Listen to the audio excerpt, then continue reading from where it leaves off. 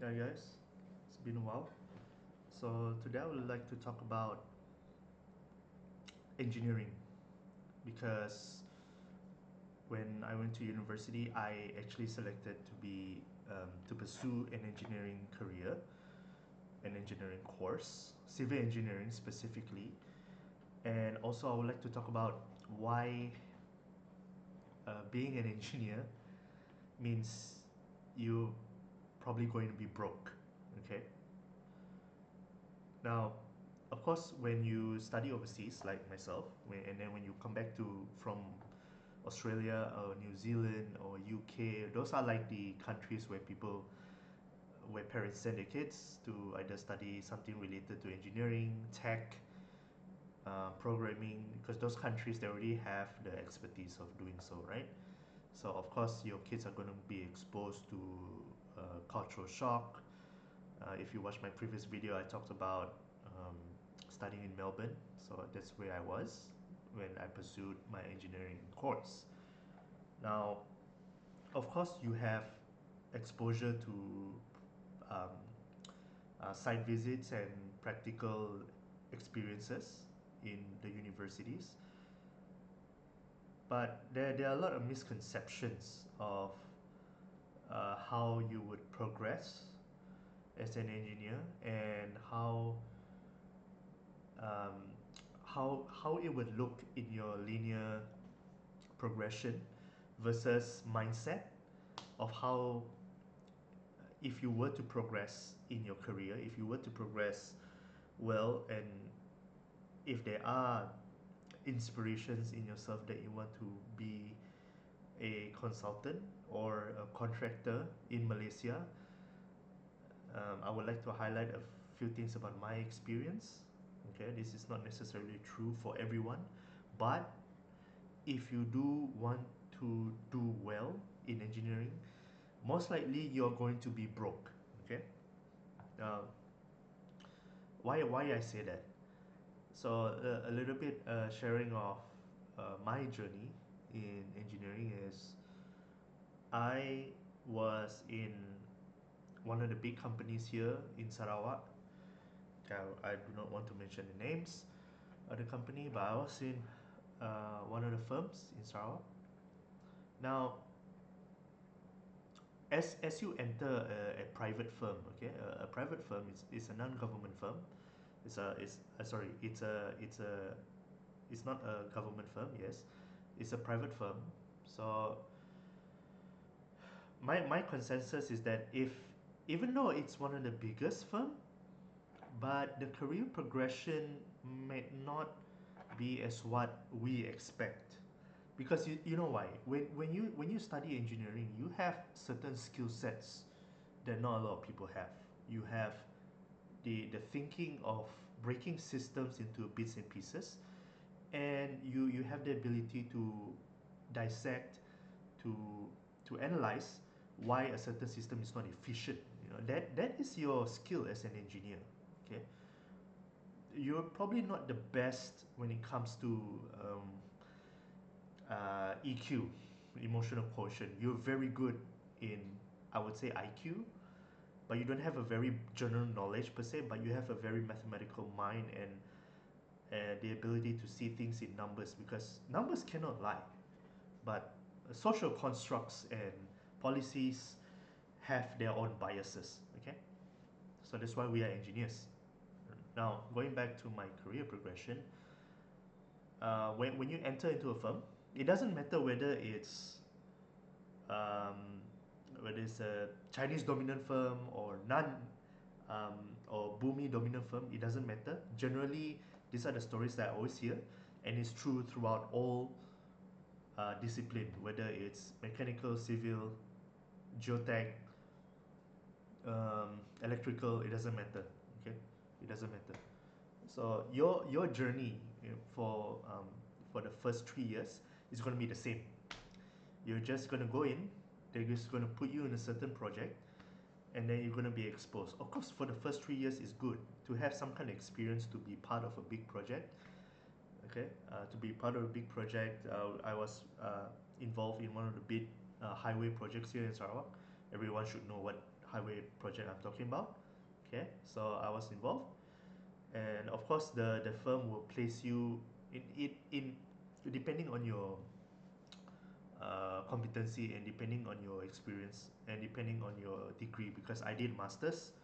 I do have a master's in forensics engineering, and specifically structural forensics engineering. I have masters in that. So of course my exposure to structural engineering is very prominent. I'm good at it. But when you come into the firm, most likely you are going to be placed in a field that is not so related, because I was placed in a highway and road division. There are some principles that can similarly be applied from structural and forensics engineering, but I wouldn't know that until maybe about the half of the second year and towards the third year. Okay, so I was in the road division, and we started off looking at how we're going to design roads, how you design foundations, how you design. Um, I wasn't specifically on road design. I was more in the foundation and geotechnical aspect. So we had to look at how ground conditions affect the road construction and whether or not it's suitable for certain road construction. Okay, that was what I was tasked to do. I was tasked to see designs, learn how to do it, learn first principles of geotechnical foundational design. I had to learn about piling. I had to learn about how you're gonna sketch, how you're gonna talk to drafters. You'll be placed in a situation where you have to work, okay, where you have to really push yourself, right? Was it difficult? It wasn't difficult for me because I'm generally a very social person. I know how to talk to people. I'm not really an extrovert. I know how to talk with people. I know how to move around. I know, and I can learn very fast. I'm generally a very fast learner. That's also a very essential skill. If you want to be a successful engineer, you have to be a fast learner. You have to be able to pick up certain things, able to be like, okay, this is how I'm going to do it. Okay, I'm going to go ask my senior. I was very lucky because I had a very good senior during that time. He taught me everything from step 1 to step 10. But he has the tendency to put me in places where I'm not familiar. So I had to go to the public works department. I had to speak out, okay? Because when you're in a meeting with government officials who has been in the industry for 20, 30, 40 years, they're going to say a lot of things. They're going to ask you hard questions. They're going to put you in a situation where you're going to be very uncomfortable. Okay, obviously our public works department here is called JKR, Jabatan Kerja Raya. So all these officers are, when you participate in a certain project, they're going to ask you, okay, what did you do? Why did you do it that way? Why not this way? Why is it so expensive? So you have to be able to understand the project in a very deep level, everything from the design to the costing. You have to justify, and sometimes if your justification is theoretically or mathematically correct, they might still deny you, okay, and they will still ask you to offer other options that are cheaper, they can save the government money, etc., etc. Okay, so you have to be able to be ready. If your path is really to be an engineer for your entire life, you have to be ready to do that. All right. Now, of course, I've been to hundreds of meetings, spoken to a lot of them, spoken to a lot of officials, and knowing me, I know a thing or two about being a friendly guy.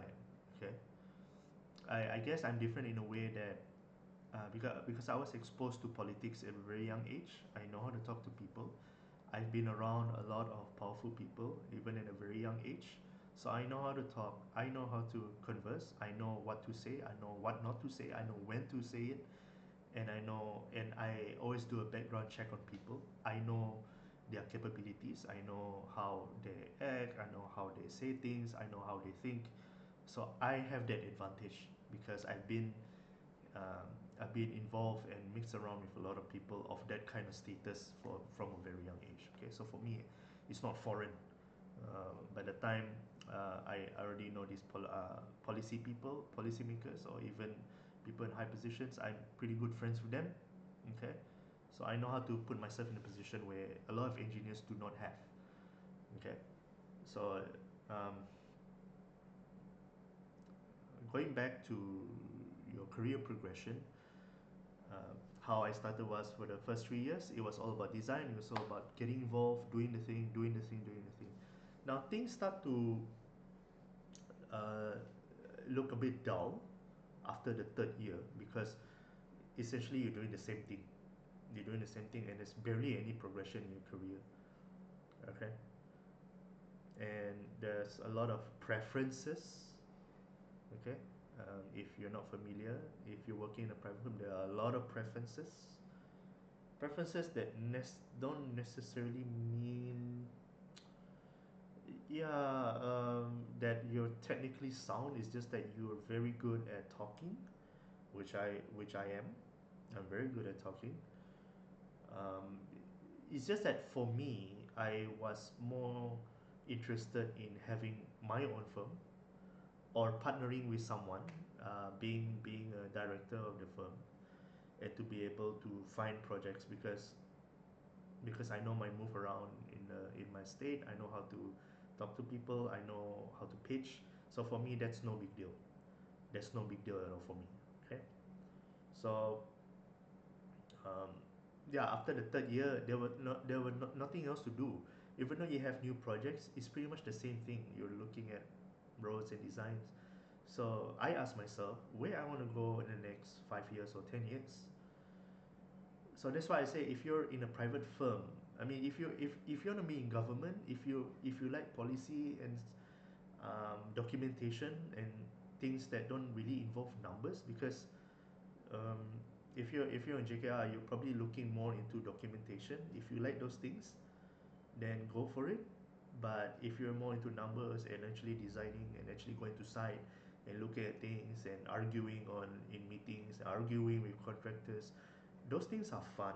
Okay, those things can be challenging, but those things are fun, and those things are very good to have in your portfolio, in your CV, so that people will be able to assess you based on your social skills, not necessarily your technical skills. A lot of engineers think that you're only as good as your technical skill. No, you actually need to know how to talk and need to know how to think on your feet. Okay, that's the ability as an engineer to be a really good engineer as well. Okay. Now, most likely, if you're in a private firm, you're not going to go anywhere unless you know how to put yourself in a shoe of someone who can speak out, right? Someone who can really tell you, say, hey, look, if you can be different, then the likeliness of you going up, if you are interested in that, going up will be very high. Now, just because you go up doesn't mean you're going to have increments. There are cases where firms, they give you a higher position, but they don't give you an increase in salary. Okay. Now that is the nature of engineering firms in Malaysia. It's not just in Sarawak, it's also in KL, it's also in West Malaysia. There are generous firms out there. They're probably newer and smaller firms, but they do not have the capacity or the brand value that they have as compared to someone who's been in the industry for a very long time. Okay, so you're gonna have the risk of being in a firm that's not so famous, not so popular. No one's gonna look at them. They probably don't have a lot of projects. Okay, so your exposure to design work is gonna be very little, right? Now, going back to becoming financially free in as an engineer, 100% of the time, if you're stuck as a junior engineer, you're not going to go anywhere. Period. It doesn't matter. Unless you're working for Sarawak Energy or big firms like Petronas. And if you really push yourself, if you really know how to talk to people, you'll probably get into places. But for those who start at as private firms like Sedran Bahats and you know those who are not like Petronas or Sarawak Energy, then you're probably just going to be there unless you know how to differentiate yourself, which a lot of engineers do not have that skill. They only have the technical skill, but they do not have the social skill, which is very important if you want to progress. Okay. Now, if you're looking at a career of full, like your entire life as an engineer, you're not going to get anywhere because, like I said, the progression, unless you're in the bigger firms, your progression in those private firms is not going to go fast. It's going to go very slow.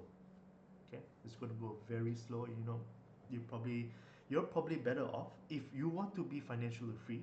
You're probably better off going to set up your own, assuming that you have good connections in business. Okay, you know how to pitch, and you have the funds to actually initially kickstart before you get big projects coming to your firm, or you can partner with someone, which is what I'm doing right now. Okay, I've been out on my previous firm for the past 3-4 years. So right now I'm with my partner. So we do engineering consultancy. Okay, and we design a lot of projects, civil projects for government and also other private contractors as well. So we do those. Money wise is good. Money wise is good if you know how to negotiate, okay, with your partner on what is your distribution and whatnot. And your ability, my job is to just find projects and connect to the firm and try to secure a deal. That's my job. That's what I'm pretty much doing most of the time. All right. And doing that, you need to know people. Doing that, you need to be close to a lot of agencies, authorities, to be able to talk on a few things. You need to be able to show that you can actually pitch a good project. You can actually solve their problem. It's not just pitching a good project. You must be able to solve their problem, and you must be doing things like, you know, going to weddings, going to dinners. You're going to participate in parties. You have to shake their hands. You have to know their families. You have to do all that so that they will remember you. People are still people. They will only want to do business with you when they know you. If you're a stranger from someone else, they don't they don't really care. The first thing that comes to their head is, who is this person? I don't know him. I don't really trust him. Those are the three questions that they have in their heads every time when they see someone that they don't really trust. Okay, so to put yourself in an advantage, you have to work on your social skills. You have to meet people. I'm very lucky. I have access to all these people, so I always proactively call them. How are they? Where are they going? Whatever events they go, I go. You know, you have to do those things. If your company is not doing, even though if you're an engineering company, if you're not doing those things, you're not going anywhere. Period. In Malaysia or anywhere in the world, even though if you're in the US, if you do not know Donald Trump, you're probably not going to be successful. I mean, look at Elon Musk. Look at what he did. He funded the campaign. He funded his political campaign, and look where he is right now. Even though they're not really talking to each other, but somewhere somehow he has the spotlight. People knows him. People in government knows him. People in the big private firms knows him. So of course he's gonna always have business and potential deals and good negotiations with people every time. So it's very important that you should do that, especially if you want to get out from doing the work. Some people are comfortable. Okay, some people are comfortable doing the same thing for the next 20 years. I'm not that person. I like to progress high, go high, and keep going high and keep going high, as higher as I can in my lifetime. That is me. I do not like to be stuck in a job that's the same thing every time, not really going anywhere. What is the point? What's the point of doing that? Because if you have the energy, you have the time, don't waste it. If you have aspirations to become better, don't waste it in being stuck at a certain job. They're doing the same thing and people don't appreciate you. People don't, I guess, some people may have preference of certain race. They don't tell you that, but the longer you'll be stuck around a certain career, a certain job, when you look at it, you will know. Okay, I'm just telling you that. That's just the reality of how the world is. All right, in Malaysia, as far as it goes, because if you're in the Western countries, I mean, there's not much race to begin with, but in Malaysia you have Bumis, non-Bumis, Dayaks, Bidayus, Iban, Chinese, Kadazan. There's just so many. Okay, so you just have to deal with it. That's just how reality is. If you're looking for not just engineering but just jobs in general, right? So, um, do I regret going out of the firm? No. That was probably the best decision I made in my life. I know where I wanted to go. I have planned and talked to my parents, seek counsel to see where I'm going in my life. Of course, I'm running my own startup as well. So from there, I know in my head, I'm thinking, okay, I want to go here, so I just want to leave my job. All right. Money is never a problem if you know, if you plan, if you talk to people and you connect with people and you believe in yourself and you talk to God, you pray a lot. Okay. Having faith to your religion is very important. Doesn't matter if it's Christianity, Buddhism, doesn't matter. You must have faith in your own religion to know that they will help you spiritually. Okay, because when times gets hard, you really need to put yourself in a shoe where you can tell yourself, okay, I want to progress, but I'm kind of feeling mentally stuck. So you pray. For me, I pray every day. Of course, before I sleep, I pray. After I wake up, I pray. Before I eat, I pray. Okay, to show your thanksgiving, to show your appreciation for all the blessings that I have in my life. You have to do those things, right? Because when things get hard, when there's no choice for you, and there's no, I guess, no solution around you, what better than to ask help from the Almighty One, right? So have faith. Um, yeah, so if you do want to become an engineer, have the perception that it's not going to be a lucrative uh, money meal unless you do the things that I tell you to do. Okay, if you're not, if you're kind of like stuck and hoping that a certain, your boss is going to push you up or whatever, don't hope. No, you must know where you're going. Don't hope for things. You must know where you're going and you must take action. So let's say if you're proactively doing, doing your project, you're proactively going to meetings, asking questions, then I guess the boss will look at you and be like, okay, I want to promote this person, I want to promote this guy. But if they promote you, they don't give you any increment, they don't give you additional salary, then leave. Don't stay there. Leave. Go to a place where they actually appreciate you. Okay, because by right after 2 years you'll be able to see some kind of progress. You become better, you know how to speak, blah blah blah blah blah blah blah blah, right? So don't let people bully you, especially when you're an engineer. But I know a lot of engineers, they actually come out of the consulting firm and they actually either run their own business or they go to bigger firms. They go to Solar Energy, they go to Petronas, Shell. They even work outside of the country. Okay, so you must determine your path. Engineering is not a lucrative industry unless you do the things that I tell you to do. Okay, that applies to all kinds of business. And I hope for those students that are pursuing engineering, know what you're getting into, know what you are getting into, know that there are limitations, know that there are constraints in real life. What you study in university is one, but once you get out there, it's a completely different story. You really have to put yourself out there. And I can tell you, these are stories from all my other friends, all my other colleagues who has left. They say the same thing. So the things that I'm saying is nothing unique.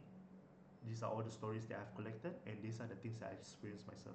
I've been in the consulting industry for 7 years, so I know, right? So at least this is some kind of advice to those who wants to become engineers, those who want to aspire to become engineers, those who want an engineering career. Know what you have to do, know what are you getting into, so that you don't fall into that trap. Because I can tell you, not if you're someone who has a lot of dreams, wants to be somebody, being stuck in that same job for 10, 20 years is not getting you anywhere. You must push, and you must know that there's benefit for you. You must know that you can give value. If you are not appreciated, if if no firm appreciates you for all the hard work and all the things that you have done, get out. Start your own, partner with someone, or work in a bigger firm. These are the three things that you have to do, right? Don't waste time, and don't have the perception that engineering is a very lucrative industry. You're going to make a lot of money. No, unless you do these three things. Okay. Even before you go into a big firm, they want to see your experience. So if let's say you have 3 years under your belt as a design engineer, they're probably going to be like, okay, you have engineering design skills, but what about the other skills? Have you attended meetings and stuff like that? So if you're not proactively doing the other social aspects, the bigger firms are not gonna, most likely they're not gonna hire you. Okay, it really depends, guys. So know what you're getting into, know the capacities of and the limitations of becoming an engineer in Malaysia, especially in Malaysia. Maybe other countries they probably appreciate you more, but in Malaysia it's a different ballgame. All right. So I hope this video is helpful. This is just my experience, guys. And yeah, take it for whatever its value is, and see it for yourself. Right? Thank you very much.